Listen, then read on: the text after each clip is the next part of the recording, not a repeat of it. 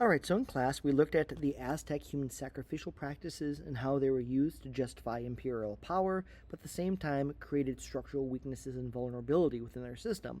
What I don't want you to do is to think all the Mexica, all the Aztec were about was human sacrifices. This was a much more complex and rich civilization than just that. We cannot boil it down to just those practices. So today, we're going to be looking at Aztec power beyond their sacrificial practices.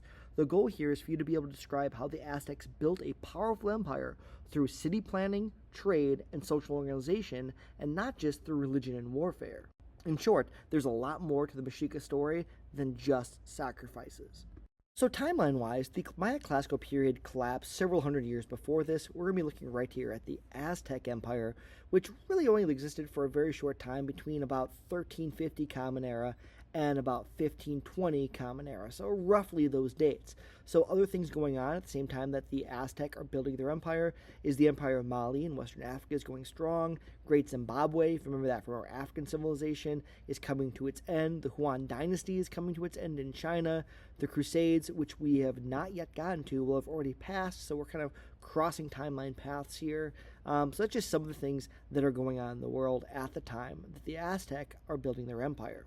So let's take a look at the geography of the Mexica, of the Aztec people. So they used geography and engineering to make a powerful city known as Tenochtitlan. So the Aztec capital, known as Tenochtitlan, was built on an island in the middle of Lake Texcoco. I guess not in the middle. Here's kind of the islands where Tenochtitlan was. So this is a massive, shallow lake that is now underneath what is modern-day Mexico City.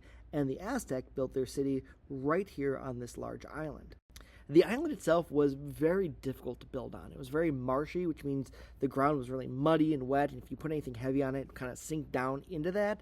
And so in order to compensate for this and build their massive structures, they kind of had to figure out how to stop their buildings from sinking and tipping over when they built on this muddy marshland. To build these massive structures, they figured out that if they drove wood pilings deep into the earth and then reinforced it with stone and earth packed around it, they could create very solid foundations that would support very, very heavy buildings built on top of them.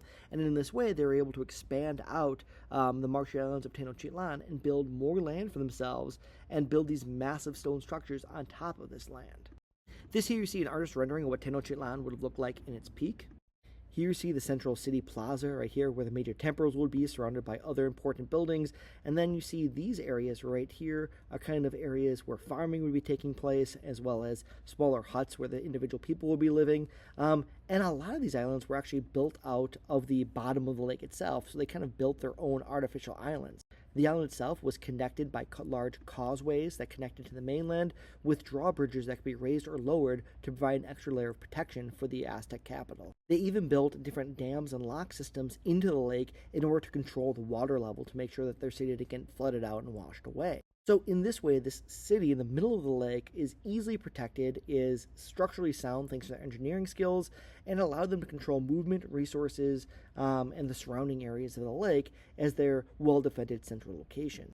As we looked at the map in class, the Aztecs did have control over a large area that we now refer to as the Aztec Empire, and they expanded this through warfare, alliances, and intimidation of their neighbors. Again, this is a common story of empires across history.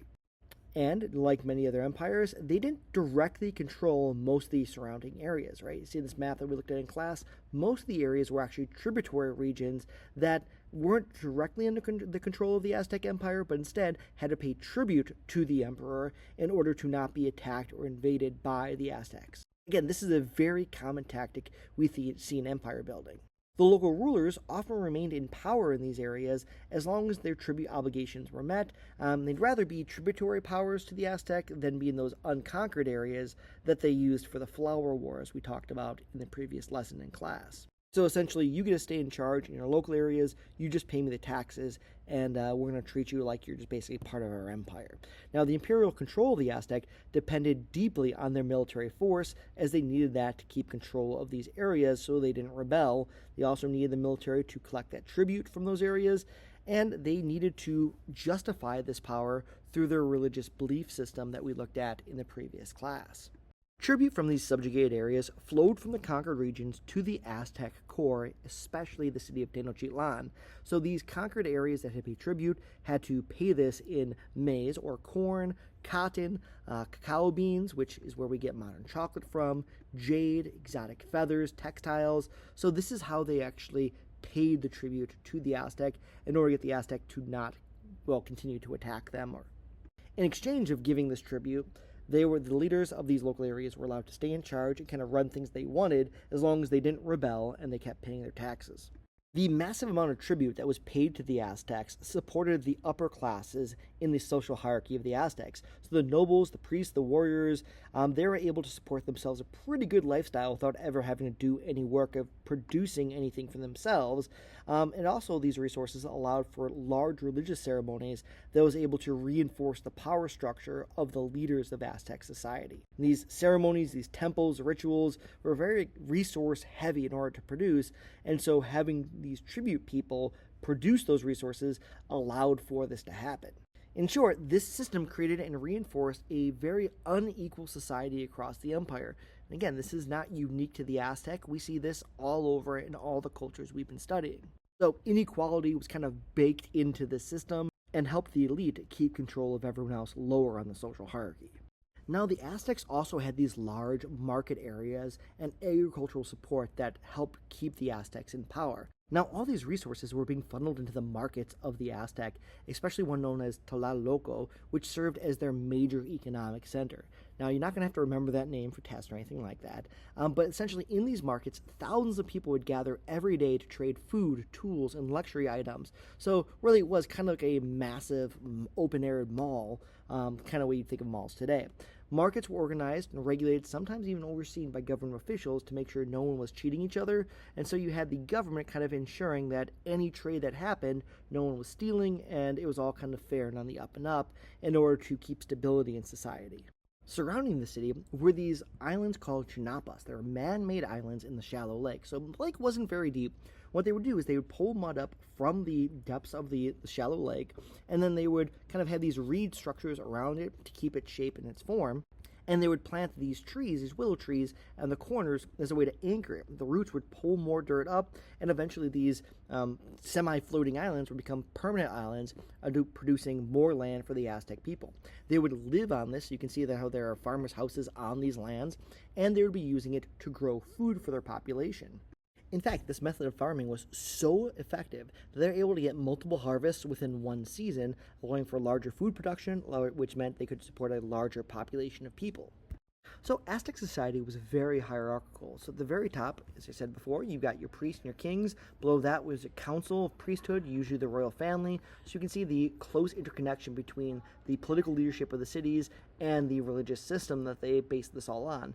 Below that were the merchants, who occupied a respected position in the middle down here, as they were the ones who kind of selling things, had some wealth. And at the very bottom were your slaves and your farming population, the commoners, who basically did the most of the work of society and formed the majority of the population.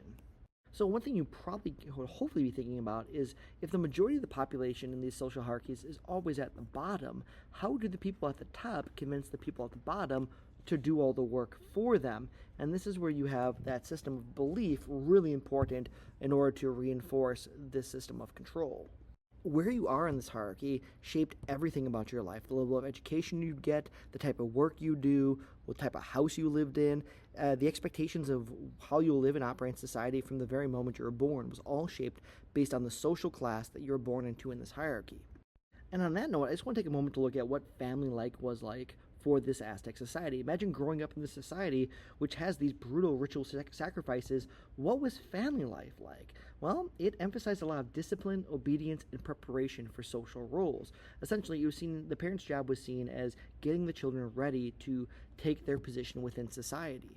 And since society had very strict rules on how to operate and strict punishments for crossing those lines, it was seen even more important that parents raise their children and train them for a young age for their work, responsibilities, and for obedience to the system. The daily experience of noble families versus commoner families was also very different, as there was different expectations of the lower classes versus the expectations of the children in the upper families, who are the nobles, who were basically being raised to run society, and so they were being taught different things of how to perform the rituals necessary to keep the system going, whereas the lower classes were more taught the daily tasks on how to graze food, how to build certain things, how to make clothing, things like that. So you can see how family life helped reproduce the social hierarchy across many generations, reinforcing this system. Essentially, when you're born into a group, your family raises you to be part of that group and doesn't give you the skills you need to be part of the other groups that are above you or below you, and thus reinforcing this hierarchy structure. Religious belief was also extremely important in the daily life of the Aztecs. It influenced everything from childbirth procedures and rituals to what name you gave your child to the festivals that everyone was expected to participate in.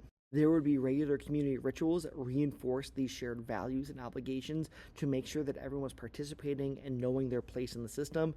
And belief was practiced daily, not only during large public ceremonies. So there wasn't like families sacrificing people in their own homes. That was more of the public ritualistic expectation that the priests, the higher classes, would be performing at these major festivals.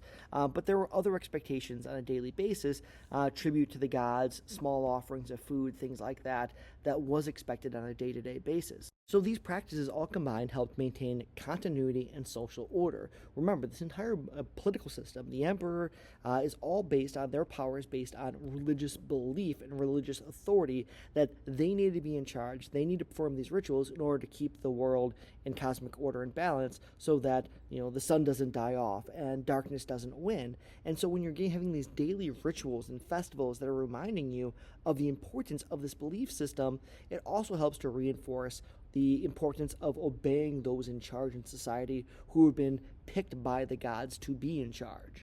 This dovetails nicely into how belief supported that political authority. The Aztec rulers claimed that they should be in charge, that they had authority because of their relationship to the gods and the role they played in maintaining cosmic order. As we looked at in class, the human sacrifice rituals of the Aztec was deeply connected to their belief of the sun needing the strength from human blood and the human heart in order to combat the forces of darkness and basically keep the world from ending. So Huitzilopochtli, the god of war and the god of the sun, which is seen right here, is why you can see the Aztec, when after they committed the human sacrifice of ripping the heart out, they would hold it up, offering it to the sun god Huitzilopochtli. It is this specialized knowledge of how to perform these rituals and keep the gods happy that then justifies why the priests and the emperors are in charge. The major festivals where these sacrifice ceremonies took place would also be very public events in order to display the power of the state, of the government, and those in charge. Right? This is something that can be organized and coordinated by very powerful people, and by doing it in such a public way, it reinforces to everyone that the people in charge should be in charge because, well, they have the power to organize all this. And if it didn't happen, the world would end. So it is the emperors, the rulers, the noble class, the priests, they organized these festivals and controlled the ritual calendars of when these sacrifices and when these rituals needed to be performed, and they directed all the sacrifices. Participation in these festivals and doing them in these public squares and these very public displays of power reinforced the idea of obedience, right? Better to obey and not be the victim of sacrifice than to disobey and be an offering to the sun god. And also shows loyalty, it reinforces the concept of loyalty to the rulers. After all, they're the ones who are doing the necessary rituals, the awful tasks needed to keep the world from operating, and keeping it from collapse. After all, why question your position in the social hierarchy if you think, well, I could be emperor, but you don't have the special relationship with the gods necessary to maintain this cosmic order, so you might as well just stay in your place, stay in your lane, do what you need as part of this giant machine to keep the world going, and not challenge the system, which could result in the death of everyone you know because, the sun stops rising and the forces of darkness win. So you can see how religion in the Aztec Empire helped explain the inequality of the social hierarchy, explained the severe tribute demands the Aztec placed on the places they conquered, explains their need for warfare and sacrifice, all is necessary for the survival of the world. It's very easy for those in the modern world to look at these ceremonies and go, clearly the Aztec were the bad guys in the story. But from their frame of reference, from their understanding of the world and how the cosmic order operated, they were the good guys committing these sacrifices to keep the sun strong and alive to fight the bad guys, the darkness, the demons. And so it really does show good and evil really is relative. This is not to excuse away their behavior, but to understand why they did what they did, because it was dictated by their belief system. Again, this is not about agreeing with their actions. This is about understanding their actions in the context of their society and their belief system. So this all really does complicate the image of the Aztecs. They were skilled engineers who adapted to a very difficult environment, right? Living in this marshy island, trying to figure out how to produce enough food for it, how to keep themselves safe, how to get aqueducts for fresh running water into their cities, as well as how to create these massive structures in the middle of the lake.